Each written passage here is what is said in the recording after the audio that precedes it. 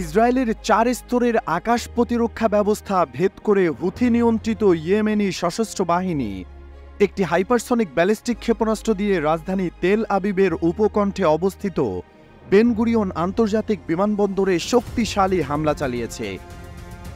রোববার এই হামলার বিষয়টি টাইমস অব ইসরায়েল ও ইদিওত আহরনোত সহ বিভিন্ন ইসরায়েলি গণমাধ্যম নিশ্চিত করেছে।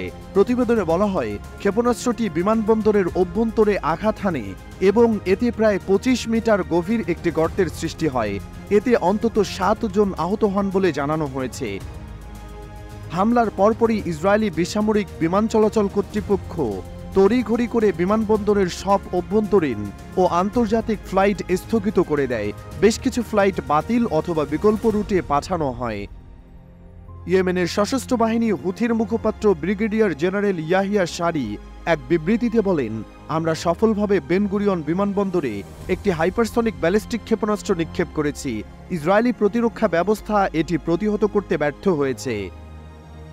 আঞ্চলিক পর্যবেক্ষকদের মতে এই হামলা মধ্যপ্রাচ্যের সামরিক বাস্তবতায় একটি গুরুত্বপূর্ণ মোড় নির্দেশ করে, কারণ ইসরায়েলের উন্নত প্রতিরক্ষা ব্যবস্থা যেমন আয়রন ডোম, ডেভিড স্লিং ও অ্যারো সাধারণত সাবসনিক ও সুপারসনিক ক্ষেপণাস্ত্র ঠেকাতে সক্ষম হলেও হাইপারসনিক ক্ষেপণাস্ত্র মোকাবেলায় এখনও অপ্রস্তুত।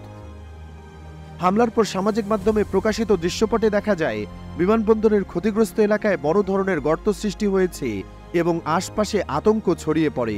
ইসরায়েলি সংবাদমাধ্যমগুলো জানিয়েছে, এই ঘটনায় আতঙ্কে প্রায় ৩০ লাখেরও বেশি বসতি স্থাপনকারী আশ্রয়ের জন্য মাটির নিচে গড়ে তোলা বাংকারে সরে গেছে। এছাড়া রোববারের জন্য নির্ধারিত ইসরায়েলি মন্ত্রিসভার বৈঠক বাতিল করা হয়। জেরুজালেম পোস্ট এক প্রতিবেদনে জানায়, হামলার পর ইসরায়েল সরকার তাদের ইয়েমেন নীতি পুনর্বিবেচনার উদ্যোগ নিয়েছে এবং সম্ভাব্য পাল্টা জবাবের চিন্তা করছে।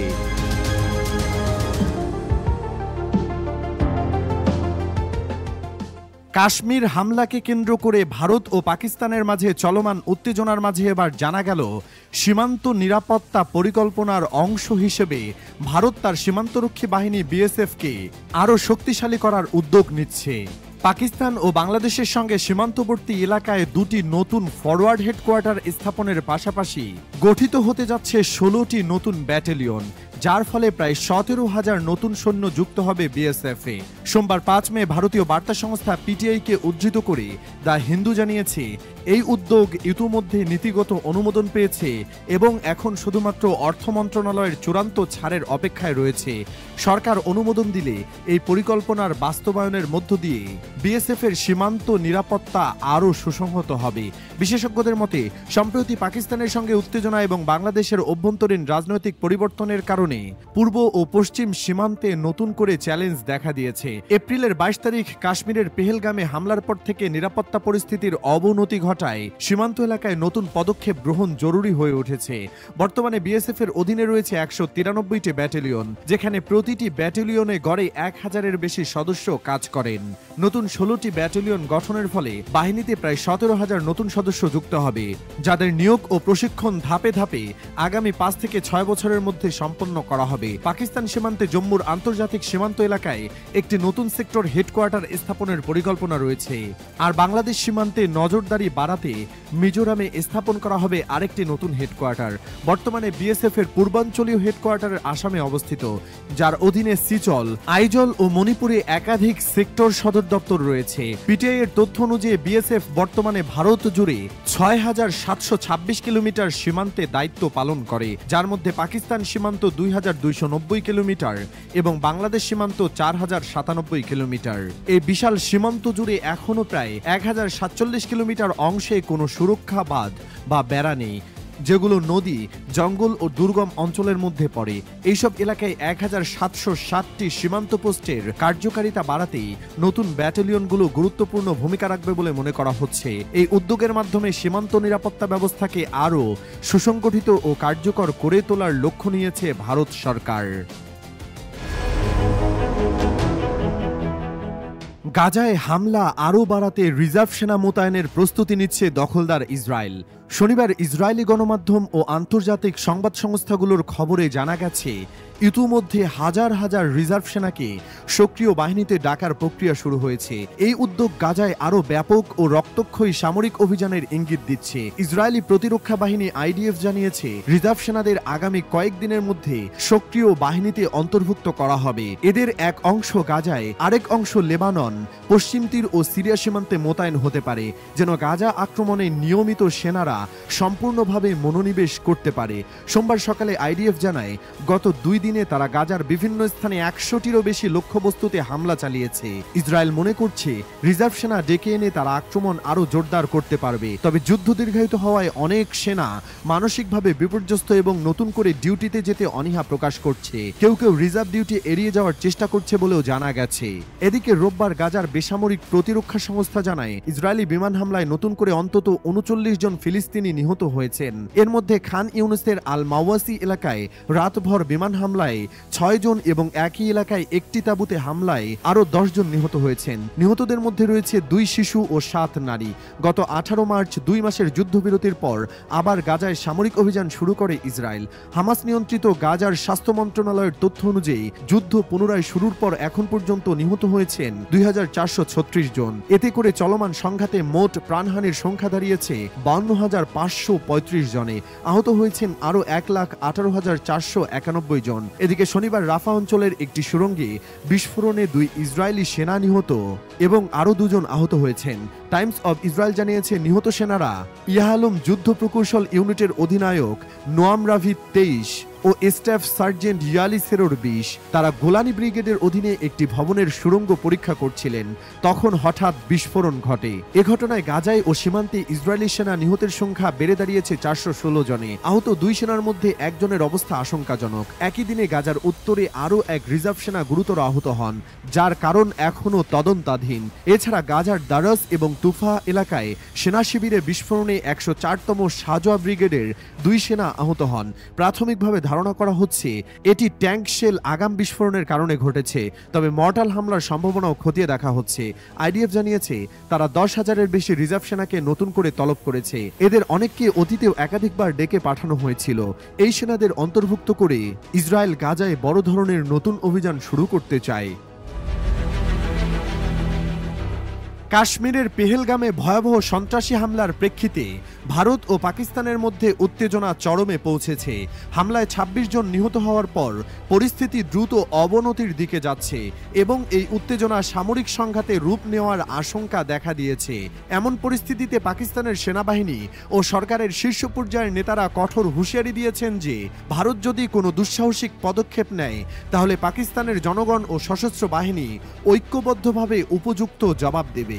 রোববার 14 মে গভীর রাতে ইসলামাবাদে পাকিস্তান টেলিভিশনের সদর দপ্তরে এক জরুরি সংবাদ সম্মেলনের আয়োজন করে আন্তঃবাহিনী জনসংযোগ পরিদপ্তর আইএসপিআর। সেখানে উপস্থিত ছিলেন আইএসপিআর এর মহাপরিচালক লেফটেন্যান্ট জেনারেল আহমেদ শরীফ চৌধুরী এবং তথ্যমন্ত্রী আতাউল্লাহ তারার।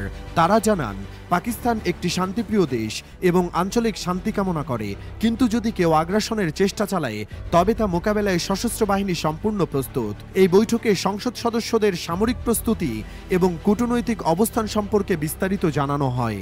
সংবাদ সম্মেলনে পাকিস্তানের প্রায় সব রাজনৈতিক দলের প্রতিনিধিরা উপস্থিত থাকলেও পাকিস্তান তেহরিকে ইনসাফ অংশ নেয়নি।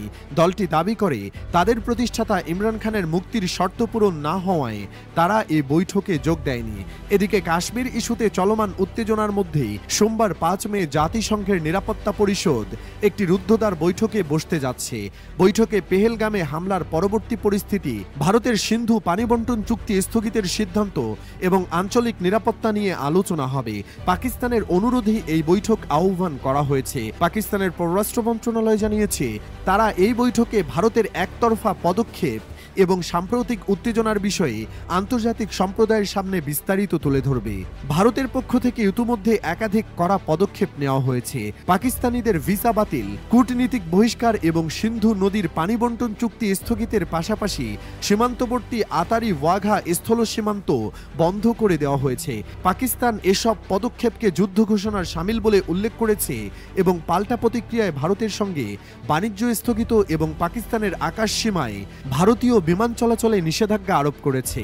এই উত্তেজনাকর অবস্থার মধ্যেই পাকিস্তান শনিবার আবদালি নামে একটি ব্যালিস্টিক ক্ষেপণাস্ত্রের পরীক্ষামূলক উৎক্ষেপণ করে, যার রেঞ্জ 450 কিলোমিটার। পাকিস্তানের দাবি এটি সিন্ধু মহড়ার অংশ হিসেবে করা হয়েছে। ভারতের কর্মকর্তারা এটিকে সরাসরি উস্কানিমূলক পদক্ষেপ বলে উল্লেখ করেছেন। উভয় দেশের এই ক্রমবর্ধমান উত্তেজনায় আন্তর্জাতিক মহলও উদ্বিগ্ন। জাতিসংঘ, যুক্তরাষ্ট্র এবং রাশিয়া সহ একাধিক আন্তর্জাতিক শক্তি ভারত ও পাকিস্তানকে সংযম প্রদর্শনের আহ্বান জানিয়েছে। রাশিয়া আরও জানিয়েছে, দুই দেশ চাইলে তারা মধ্যস্থতা করতে প্রস্তুত। বর্তমানে কূটনৈতিক সম্পর্কের অবনতি, সীমান্ত সংঘর্ষ এবং পারস্পরিক নিষেধাজ্ঞার ফলে দক্ষিণ এশিয়ায় স্থিতিশীলতা হুমকির মুখে পড়েছে। জাতিসংঘের রুদ্ধদ্বার বৈঠকে এই উত্তেজনা প্রশমনে কোনো কার্যকর পদক্ষেপ নেওয়া হবে কিনা তা এখনও আন্তর্জাতিক সম্প্রদায়ের কড়া নজরে রয়েছে। উল্লেখ্য, জাতিসংঘ নিরাপত্তা পরিষদের স্থায়ী 5 সদস্য চীন, ফ্রান্স, রাশিয়া, যুক্তরাজ্য ও যুক্তরাষ্ট্র, এছাড়াও 10টি অস্থায়ী সদস্য রয়েছে, যাদের মধ্যে পাকিস্তানও রয়েছে। চলতি মে মাসে পরিষদের সভাপতিত্ব করছে গ্রিস, যারা এই সংকট মোকাবেলায় আলোচনায় গুরুত্বপূর্ণ ভূমিকা রাখতে পারে বলে মনে করা হচ্ছে।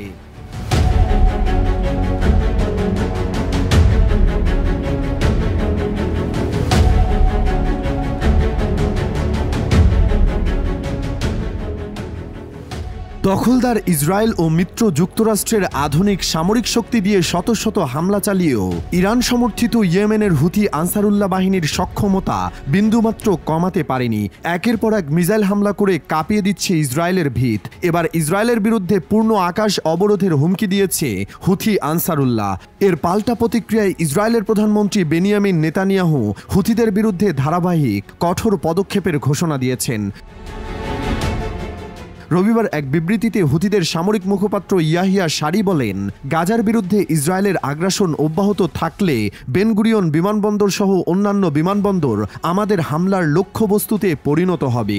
একই সঙ্গে তিনি আন্তর্জাতিক বিমান সংস্থাগুলোকে ইসরায়েলগামী সব ফ্লাইট বাতিলের আহ্বান জানান, যাতে সাধারণ যাত্রী ও কর্মীদের নিরাপত্তা নিশ্চিত করা যায়।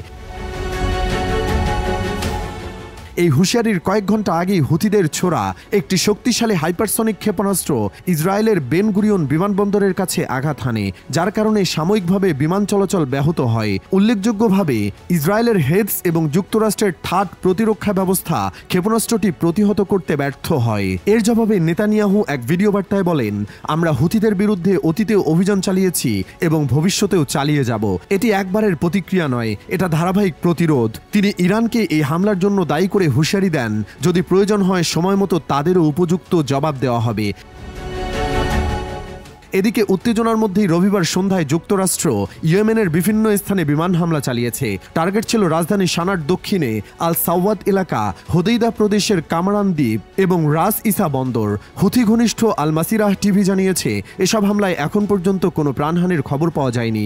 এ ঘটনার মাধ্যমে মধ্যপ্রাচ্যের উত্তেজনা আরও তীব্র আকার ধারণ করেছে, যা আন্তর্জাতিক রাজনীতিতে নতুন করে উদ্বেগ সৃষ্টি করেছে।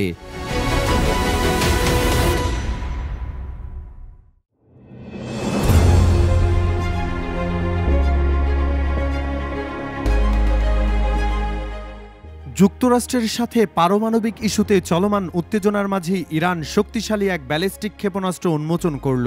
ইরানের এই সর্বশেষ ব্যালিস্টিক ক্ষেপণাস্ত্রটি হল কাশেম বাসির, যার পাল্লা 1200 কিলোমিটার।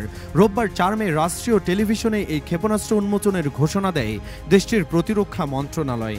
ফরাসি বার্তা সংস্থা এএফপি জানিয়েছে, ইরানের রাষ্ট্রীয় টিভিতে সম্প্রচারিত প্রতিবেদনে জানানো হয়, কাশেম বাসির একটি কঠিন জ্বালানি চালিত ক্ষেপণাস্ত্র, যা জিপিএস ছাড়াও নির্ভুলভাবে একাধিক লক্ষ্যবস্তুর মধ্যে নির্দিষ্ট একটি লক্ষ্যবস্তুতে আঘাত হানতে সক্ষম। ক্ষেপণাস্ত্র উন্মোচনের সময় ইরানের প্রতিরক্ষা মন্ত্রী আজিজ নাসিরজাদেহ এক সাক্ষাৎকারে বলেন, যদি কেউ আমাদের বিরুদ্ধে যুদ্ধ চাপিয়ে দিতে চায় তাহলে আমরা কঠোর জবাব দেব। তিনি আরও জানান, ইরান কোনো প্রতিবেশী দেশের সঙ্গে সংঘাতে জড়াতে চায় না, তবে তাদের মাটিতে থাকা মার্কিন ঘাঁটিগুলো সম্ভাব্য হামলার লক্ষ্যবস্তু হবে। নতুন এই ক্ষেপণাস্ত্র উন্মোচনের ঘটনা এমন সময় ঘটল যখন ইরান ও যুক্তরাষ্ট্রের মধ্যে ওমানের মধ্যস্থতায় পারমাণবিক কর্মসূচি নিয়ে আলোচনা চলছে। গত 12 এপ্রিল থেকে টানা 3টি শনিবার ধরে এই আলোচনা অনুষ্ঠিত হয়। পশ্চিমা দেশগুলো দীর্ঘদিন ধরে ইরানের ব্যালিস্টিক ক্ষেপণাস্ত্র কর্মসূচি নিয়ে উদ্বেগ প্রকাশ করে আসছে। তারা অভিযোগ করে, ইরান এই কর্মসূচির মাধ্যমে মধ্যপ্রাচ্যের স্থিতিশীলতা বিঘ্নিত করছে। এছাড়া তেহরান ইয়েমেনের হুথি বিদ্রোহী, লেবাননের হিজবুল্লাহ, গাজার হামাস এবং ইরাকের শিয়া মিলিশিয়াদের সমর্থন দিয়ে আসছে, যাদের বেশিরভাগই ইসরায়েল বিরোধী গোষ্ঠী হিসেবে পরিচিত। এ প্রেক্ষাপটে যুক্তরাষ্ট্রের সিনেটর মার্কো রুবিও সম্প্রতি ফক্স নিউজকে দেওয়া এক সাক্ষাৎকারে ইরানকে ইউরেনিয়াম সমৃদ্ধকরণ বন্ধ করার আহ্বান জানিয়েছেন। তিনি বলেন, বিশ্বের ইতিহাসে একমাত্র তারাই পারমাণবিক অস্ত্র অর্জন করেছে যারা ইউরেনিয়াম সমৃদ্ধ করে। ইরানের এই সামরিক অগ্রগতি মধ্যপ্রাচ্যে নতুন করে উত্তেজনার আশঙ্কা বাড়িয়ে তুলেছে।